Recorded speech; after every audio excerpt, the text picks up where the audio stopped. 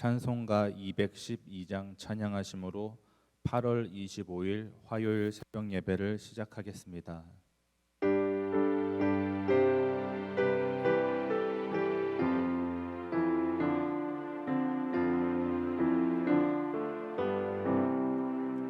겸손히 주를 섬길 때 괴로운 일이 많으나 구주여 내게 힘 주사 잘 감당하게 하소서. 인자한 말을 가지고 사람을 감화시키며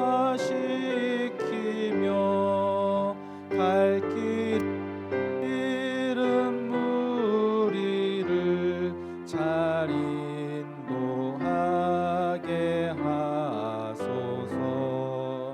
구주의 귀한 인내를 깨달아 알게 하시고 굳건한 믿음 주셔서 늘 승리하게 하소서.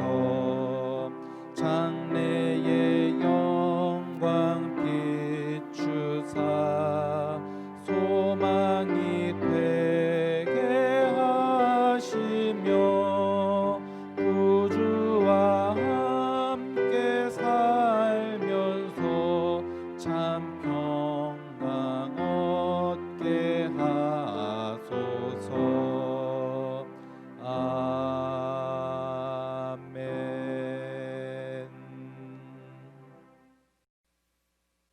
다 같이 사도신경으로 신앙을 고백합니다. 전능하사 천지를 만드신 하나님 아버지를 내가 믿사오며 그 외아들 우리 주 예수 그리스도를 믿사오니 이는 성령으로 잉태하사 동정녀 마리아에게 나시고 본디오 빌라도에게 고난을 받으사 십자가에 못 박혀 죽으시고 장사한 지 사흘 만에 죽은 자 가운데서 다시 살아나시며 하늘에 오르사 전능하신 하나님 우편에 앉아 계시다가 저리로서 산자와 죽은 자를 심판하러 오시리라. 성령을 믿사오며 거룩한 공예와 성도가 서로 교통하는 것과 죄를 사하여 주시는 것과 몸이 다시 사는 것과 영원히 사는 것을 믿사옵나이다. 아멘. 사랑의 하나님, 지난 밤도 하나님의 은혜 가운데 평안한 안식을 누리게 하시고 새로운 하루를 살아갈 수 있도록 생명을 주시니 감사합니다. 저희들에게 허락하신 이 날과 생명을 주님의 영광을 드러내는 데 사용하게 하옵소서.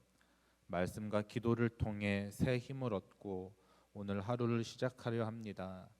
오늘 하루 우리의 언행에 실수가 없게 하시고 불의한 자리에 들지 않도록 성령께서 인도해 주옵소서.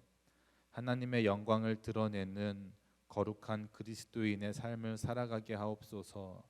예수님의 이름으로 기도드렸습니다. 아멘. 오늘 함께 보실 하나님의 말씀은 로마서 14장 1절부터 12절까지의 말씀입니다. 로마서 14장 1절부터 12절까지의 말씀입니다. 믿음이 연약한 자를 너희가 받되 그의 의견을 비판하지 말라. 어떤 사람은 모든 것을 먹을 만한 믿음이 있고 믿음이 연약한 자는 채소만 먹느니라. 먹는 자는 먹지 않는 자를 업신여기지 말고 먹지 않는 자는 먹는 자를 비판하지 말라. 이는 하나님이 그를 받으셨습니다. 남의 하인을 비판하는 너는 누구냐? 그가 서 있는 것이나 넘어지는 것이 자기 주인에게 있음에 그가 세움을 받으리니 이는 그를 세우시는 권능이 주께 있음이라. 어떤 사람은 이 날을 저 날보다 낮게 여기고 어떤 사람은 모든 날을 같게 여기나니 각각 자기 마음으로 확정할지니라. 나를 중히 여기는 자도 주를 위하여, 중히 여기고 먹는 자도 주를 위하여 먹으니 이는 하나님께 감사함이요 먹지 않는 자도 주를 위하여 먹지 아니하며 하나님께 감사하느니라. 우리 중에 누구든지 자기를 위하여 사는 자가 없고 자기를 위하여 죽는 자도 없도다. 우리가 살아도 주를 위하여 살고 죽어도 주를 위하여 죽나니 그러므로 사나 죽으나 우리가 주의 것이로다. 이를 위하여 그리스도께서 죽었다가 다시 살아나셨으니 곧 죽은 자와 산 자의 주가 되려 하심이라. 네가 어찌하여 내 형제를 비판하느냐? 어찌하여 내 형제를 업신여기느냐? 우리가 다 하나님의 심판대 앞에 서리라. 기록되었으되 주께서 이르시되 내가 살았노니 모든 무릎이 내게 꿇을 것이요 모든 혀가 하나님께 자백하리라 하였느니라. 이러므로 우리 각 사람이 자기 일을 하나님께 직고하리라. 아멘. 오늘 본문은 구원받은 성도, 즉 그리스도인의 윤리에 대한 부분입니다. 바울은 본문을 통해서 성도가 서로 판단하지 말아야 하며 그 이유로는 믿음이 약한 자나 믿음이 강한 자나 다 하나님께 세움을 받았으며 모두 동일하게 후에 하나님의 심판대에 설 것이기 때문입니다. 바울은 그리스도의 행동의 기준으로 오로지 주를 위한 것의 기준을 맞춰야 함을 이야기합니다. 오늘 본문을 통해 그리스도인의 삶에 대해서 함께 나누어 보도록 하겠습니다. 4절에 보면 다음과 같이 기록되어 있습니다.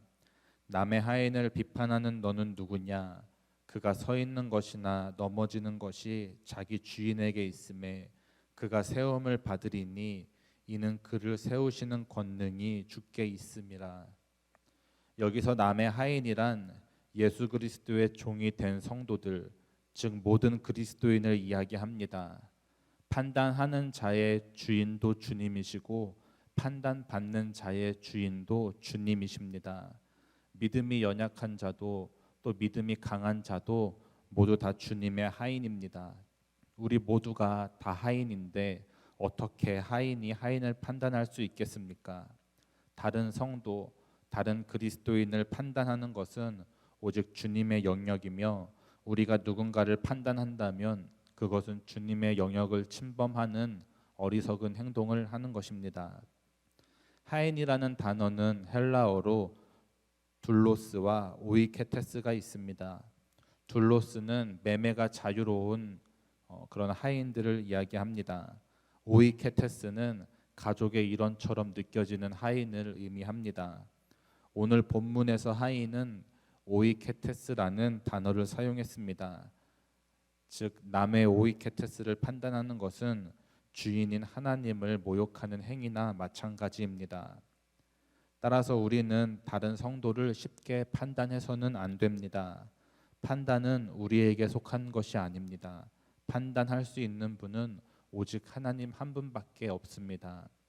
우리가 만약 주님의 가족 같은 친밀한 종을 판단한다면 하나님의 판단이 우리를 판단할 것입니다. 우리는 결코 누군가를 판단할 수 있는 주인의 자리에 있는 사람이 아닙니다. 판단하는 것은 다른 성도를 용서하지 않는 그런 죄를 저지르는 것과 마찬가지입니다. 우리가 어떻게 남을 용서하지 않으면서 주님의 용서를 바랄 수 있겠습니까? 남의 허물을 찾아 판단하고 비판하기보다는 누군가의 허물이나 결점에 대한 판단은 하나님께 맡기고 내 자신의 신앙생활을 돌아보며 주님과 사람들 앞에 더 바로 서는 온전한 그리스도인이 되시기를 소원합니다. 또 6절에서 8절을 보면 성도는 어떤 존재인가에 대해 알 수 있습니다. 당시 교회 안에서 일어난 문제들은 사실 오늘날의 시각에서는 큰 문제가 되지 않았습니다. 오늘 본문에서는 우상에게 바쳐진 고기를 먹어야 하느냐 먹지 말아야 하는 것과 또 사람에 따라서 특별한 날이 각자 다른 것에 대한 서로의 갑론을박이 치열하게 펼쳐졌습니다. 오늘날 우리의 시각에서 보면 그렇게 엄청나게 대단하고 큰 문제는 아니었습니다. 그러나 당시의 그리스도인들은 작고 사소한 부분이라도 치열하게 고민하고 싸웠습니다. 왜 당시 그리스도인들은 이런 문제들을 가지고 치열하게 싸웠을까요? 그것은 오직 주님 때문이었습니다.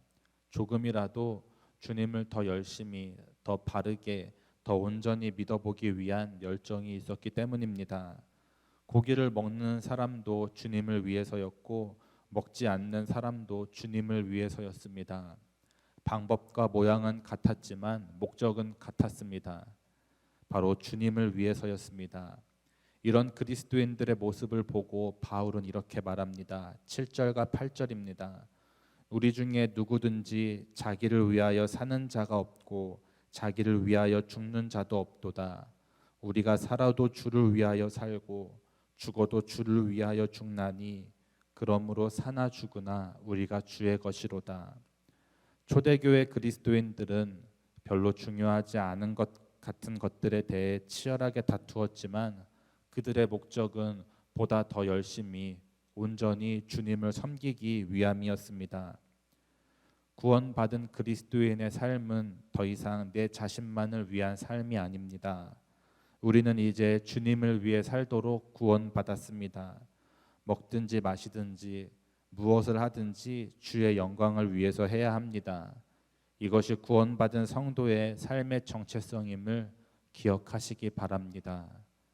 우리 찬송가 212장 1절 함께 찬양하시고 기도하겠습니다.